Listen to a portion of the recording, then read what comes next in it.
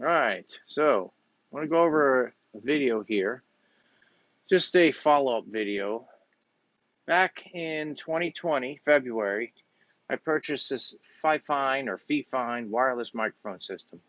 It's a two-channel wireless microphone system, has selectable UHF frequencies, um, allows you to simultaneously broadcast two different speakers, two different people talking at the same time.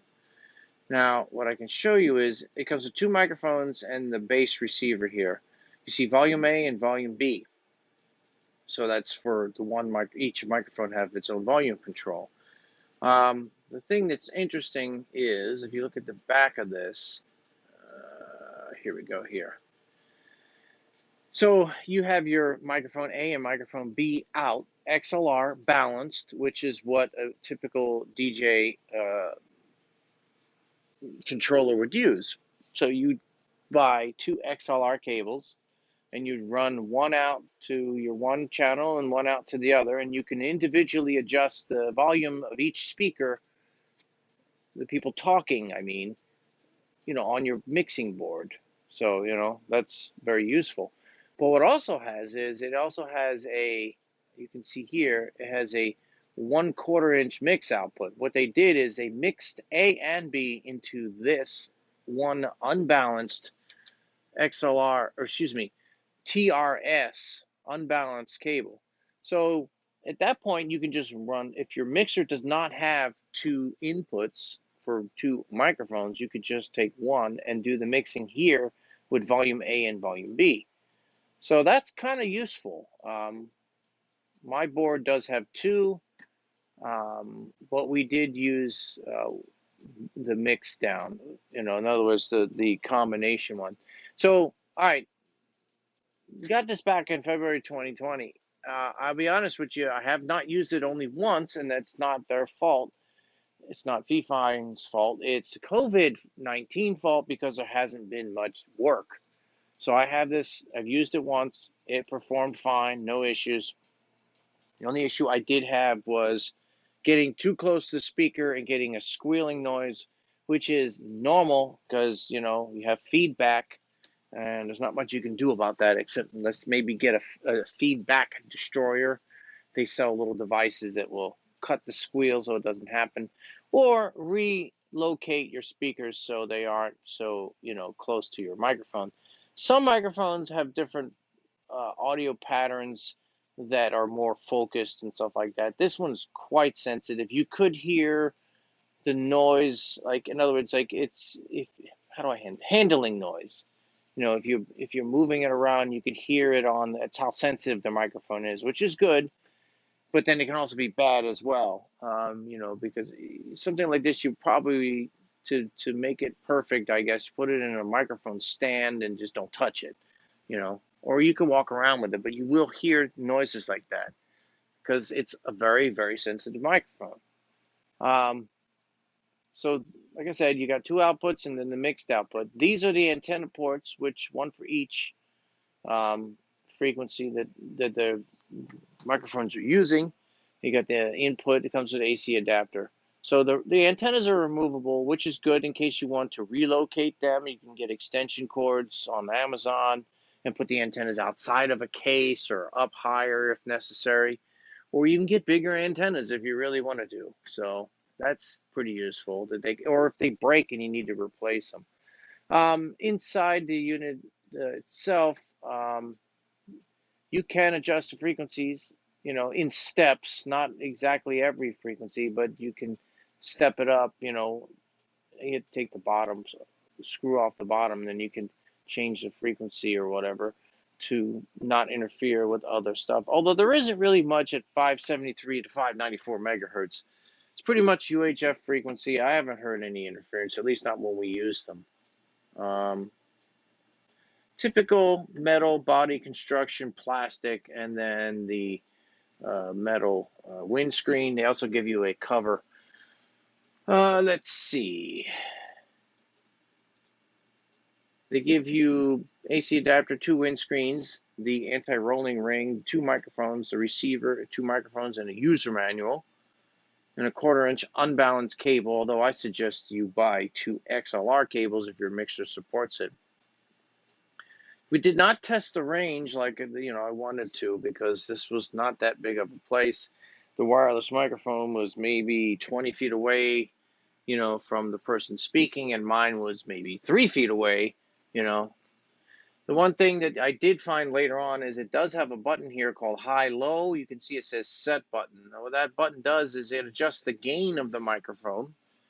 Basically, if it's too loud or the signal's too hot for your application, you can set it to low. And I think I did set mine to low because my board is pretty sensitive. I have a Prime Go made by Denon. It's a DJ controller, and it's pretty sensitive. You can plug in pretty much anything. So this is the front of the receivers. You can see the frequencies. On the left, you see RF, which stands for radio frequency. AF stands for audio frequency. So the RF is the signal that's being broadcast from the transmitter, and the AF is your voice, volume level, pretty much. So, like, if you're speaking, you'll see this bounce up and down. The RF will pretty much stay solid, depending how far you are. You can see the signal if somebody's wandering too far. Yeah, that's fine. I mean, they say it's good for $99. You can't beat it. It's not a Shure, which is $600. Okay, I would not give this to somebody to go up on stage for, like, in front of millions of people. But for DJ gigs where you're not wandering too far and there's not a lot of interference, in a busy city or whatever, it's great for this type of stuff, wedding, school, presentation. I mean, even businesses could use this, if you needed, you know, there's no reason why you can't use something like this for consumer or professional. Again, you get what you pay for. You know, it works. I can't complain, but it's not the most expensive microphone. You're not going to be, I mean, the audio quality is good, but some of the newer ones, the ones that cost $600, there's nothing you can do to jam those things. They're digital, or they have like buffers in there, whatever it is they do. But for this price, you really can't beat it. So, if you need a mic, karaoke use or small bar or DJ mobile use, it's not too far from it. I mean, you're not wandering so far away. This would work. There are some cheap microphones by other companies that you lose signal within 20 feet. I didn't have a problem with this one, you know. So the only thing I would change if I had to as a critique would be the handling noise. It's such a sensitive microphone. You can actually pick up everything. I mean, the person speaking doesn't have to be really loud like a DJ does, on the microphone, yelling and stuff like, or projecting, I guess you would say. It picks up very well. But on the other hand, you can also hear the hand noises of, like, as you're handling the microphone, you can hear that and pick that up. So if that's a problem for you, maybe wrap it in some neoprene. You can get neoprene sleeves that go over top of microphones that reduce that type of noise, you know. But if I had any message for the manufacturer, I would probably change the microphone pattern that it picks up and make it more, shotgun, more directional, so it wouldn't pick up. Or maybe change the isolation inside, so the microphone inside is usually on some type of shock mount or whatever it is. So no matter what you do at the bottom, you can tap on it and you can't barely hear it coming up the top where the microphone element is. So that's where you get into the $600 microphones, and they really, really spend a lot of time making sure you don't hear that extra noise. But again, for the typical use, this is fine, and I wouldn't have any problem recommending it for consumer use and semi-pro DJ. Um, you know, For me, I don't care. This is the microphone I would give.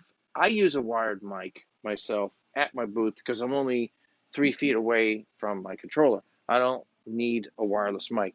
But for the people who have to do the toasts at the weddings, or, maybe, the bride and groom want to say something, great. I hand them this microphone. You can give one to the bride, one to the groom. They both can say something. They don't have to pass it all around or whatever it is. And this only would take up one microphone port because my mixer has two inputs. So, I take this mix out here and I plug that into my microphone channel 2, and I take my wired mic and I hardwire it into microphone channel 1. So now I've got 3 microphones in the space of 2 ports. And those, if they break it or they lose it or whatever it is, I don't care, because I just get another one. I mean, what you make on a gig, you can typically afford to replace it if it breaks. And something like this, you can get 2 of them, have one in the trunk in case you need another one. You could run 4 microphones, depending if your board supports 2 microphone inputs. Just make sure you have batteries. That's the only thing. Always bring lithium batteries is what I recommend. Don't trust Amazon batteries. They don't seem to last too long.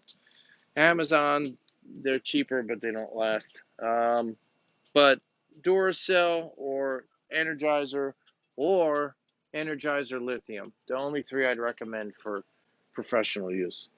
Anyway, thanks for watching. Just wanted to go over, this is a follow-up. Sorry that I haven't done many videos with a lot of the DJ equipment. It's just COVID is just killing everything. I've got so much equipment in storage, and I've got a gig coming up in November. This will be in the car with us, so if we want to hand it out to the bride and groom, I can do that. I don't feel worried about them breaking it or dropping it, but whatever. I think everything has its purpose, so check it out. Not a bad deal. Thanks, Fifine, for sending me this microphone to make the video. I did pay for it. As you see, I bought it back in June, but they sent it to me, and I think it's decent. All right, man. Thank you.